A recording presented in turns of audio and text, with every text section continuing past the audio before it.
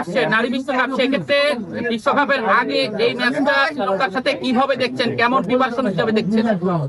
প্রথমত দেখেন টি-20 সিরিজ যেহেতু আছে সেটা সিলেটে হবে, এবং আমি বলবো ওয়ার্ল্ড কাপের আগে এই সিরিজটা আমাদের জন্য খুব ভালো একটা প্রিপারেশন হবে। কারণ এর আগে যতগুলো ওয়ার্ল্ড কাপ খেলেছি, এর আগে আমাদের কোনো ওয়ার্ল্ড কাপের আগে আমরা ইন্টারন্যাশনাল সিরিজ ওইভাবে পাইনি, বাট এবার পাচ্ছি। সো এটা আমাদের টিমের জন্য বলবো একটা বড় অপরচুনিটি নিজেদেরকে ওয়ার্ল্ড কাপের আগে হচ্ছে প্রিপেয়ার করা। আপনাদের দলটা কেমন মানে স্ট্রং এবার এই শ্রীলঙ্কার সাথে যে ম্যাচটা খেলতে যাচ্ছে সেই ম্যাচে আপনারা যে স্কোয়াড ঘোষণা করেছেন সেটা আসলে কতটা শক্তিশালী মনে করছেন এবং এক্সপেকটেশনটা কি আসলে এক্সপেকটেশন প্রিপারেশনটাও কেমন? 2025-এ আপনারা মুখোমুখি ছিলেন, তারপরে হয়তো মাঝখানের হয়নি, সেবারে প্রস্তুতি ম্যাচে হয়তো ছিলেন। এখন আসলে কেমন আশা করছেন?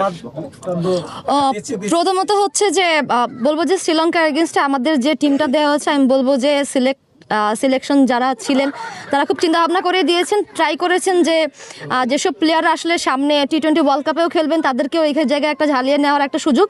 আর সেকেন্ড হচ্ছে আমরা অবশ্যই ডেফিনেটলি সিরিজ যখন খেলতে যাচ্ছে আমরা প্রত্যেকটা পয়েন্ট অনেক বেশি ভ্যালিড, কারণ এটা হচ্ছে আমাদের বায়োলেটার সিরিজের ফার্স্ট বলবো এফটিপির ফার্স্ট বায়োলেটার সিরিজ। সো প্রত্যেকটা গেম অনেক ইম্পর্টেন্ট, ওই জিনিসটা চিন্তা করে স্ট্রং টিমই আসলে ঘোষণা করা হয়েছে। এবং প্রত্যেকটা প্লেয়ার বলবো প্রিপারেশন ওয়াইজ, আমরা বিকেএসপিতে ক্যাম্প করেছি, ওখানে অনেক ভালো প্রিপারেশন ছিল, অনেকগুলো ম্যাচ খেলেছি, এখানে এসেও করেছি।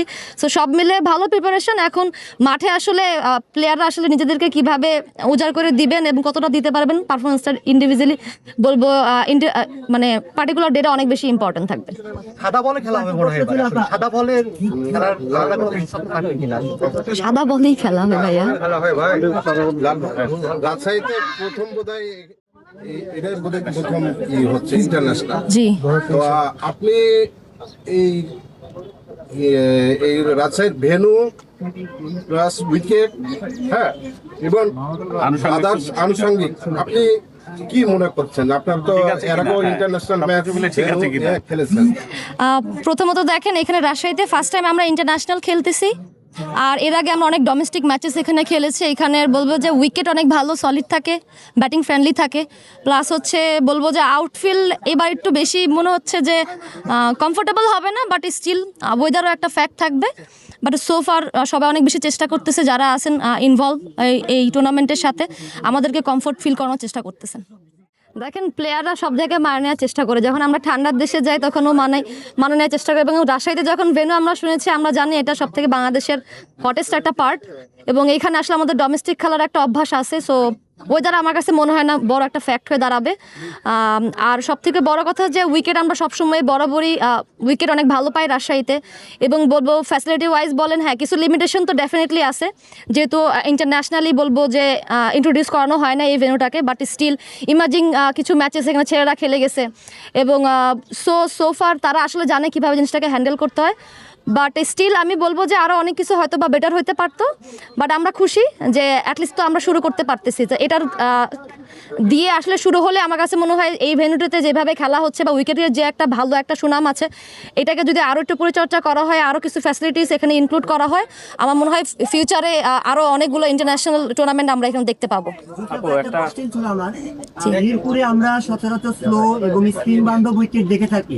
রাজশাহীর উইকেটটা ফ্ল্যাট, আপনারা সামনে যে বিশ্বকাপ খেলতে যাবেন ইংল্যান্ডে, সেখানকার প্রায় সিমিলার উইকেট, এখানে 300 প্লাস স্কোর করা সম্ভব। সেক্ষেত্রে আপনারা এই সিরিজটাকে কতটুকু গুরুত্ব দিচ্ছেন এবং বিশ্বকাপের প্রস্তুতি হিসেবে আর কোনো খেলা নাই আপনাদের এরপরে, সেটাকে যদি বলতেন। প্রথমত আমাদের আসলে চাওয়াটা এরকম ছিল যে যেহেতু আমরা ইংল্যান্ডে যাব খেলার জন্য, সো এখানে আসলে উইকেটগুলো ব্যাটিং ফ্রেন্ডলি বেশি হয়। কিছু কিছু জায়গা আছে যে ভেন্যুগুলো, ওখানে আসলে স্পিনটা অনেক বেশি হেল্প করে টিমগুলোকে। সো আমরা ওটা চাইনি, আমরা চেয়েছি যে একটা ভালো ফ্রেন্ডলি ট্র্যাক যেখানে ব্যাটাররা আসলে কমফোর্টেবলি ব্যাটিং করতে পারবে, রান আসবে, কারণ রান করার হ্যাবিটটা অনেক বেশি ইম্পর্টেন্ট। অনেক সময় এটা উইকেটের জন্য হয় না, বাট আমার কাছে সোফা মনে হয় যেভাবে রাশিয়ার উইকেট আসলে যেভাবে রিয়্যাক্ট করে ব্যাটারদের জন্য খুব ভালো সেটা। আর আমি চাইবো যে দুই পক্ষ থেকে অনেক বেশি রান হোক, কারণ রান যখন হবে তখন আসলে দর্শকরা মাঠে আসবে, মানুষ আসলে খেলা দেখে পছন্দ করবে। যেসব মাঠগুলো আছে, বিশেষ করে আঞ্চলিক যে মাঠগুলো, সেগুলোকে যদি আরো কার্যকরী ভূমিকা নেওয়ার জন্য যদি অ্যাক্টিভ করা হয়, সেক্ষেত্রে নারী খেলোয়াড় যারা আছে নতুন সেই মুখগুলো আবার ফিরে আসবে কিনা, এই ক্ষেত্রে আপনার পক্ষ থেকে কোনো প্রস্তাবনা থাকবে কিনা? প্রথমত যেভাবে বাংলাদেশ ক্রিকেটে বলবো মেন্স এবং উইমেন্স ক্রিকেটের পরিমাণটা বাড়তেছে, সেইভাবে কিন্তু আসলে আমাদের ভেন্যু অনেক কম, খেলা মাঠ অনেক বেশি কম। আমি বলবো যে সেই ক্ষেত্র থেকে চিন্তা করলে কিন্তু আমরা যারা ঢাকার বাইরে আসলে আমাদের চিন্তা করা উচিত যে এই মাঠগুলোকে আরও পরিচর্যা করা, কারণ যদি খেলার পরিমাণগুলো বাড়তেছে এবং আসলে প্রত্যেকটা ভেন্যু কিন্তু চায় যে সেখানে আসলে খেলা হোক। সো ওইভাবে যদি আমি বলবো যারাই এই দায়িত্বে আছেন তারা যদি এই জিনিসটা চিন্তা করেন, যেহেতু আসলে ঢাকা কেন্দ্রিক সব কিছু করলে হবে না, বাইরে এসে যদি আমরা বাইরের মাঠগুলোকে আমরা অ্যাটেনশন দিই এবং ওখানে যদি খেলা আয়োজন করি তাহলে মনে করবো যে তারা অনেক বেশি উৎসাহিত হবে যারা এটার সাথে ইনভলভ আছে। এবং যেভাবে হচ্ছে আমি বলবো যে মেন্স এবং উইমেন্স যারা আসলে অনেক ইয়াং প্লেয়াররা যারা হচ্ছে রেগুলার প্র্যাকটিস করে তাদের ডিভিশনে বলেন, যাদের জেলাতে বলেন, তারা যখন আসলে এরকম ফ্যাসিলিটি দেখবেন এবং দেখবেন যে রেগুলার বেসিস ইন্টারন্যাশনাল গেম হচ্ছে বা ডোমেস্টিকগুলো হচ্ছে, তখন আসলে তাদের স্পৃহাটা আরও বেশি বাড়বে, তারা অনেক বেশি ইন্সপায়ার হবে।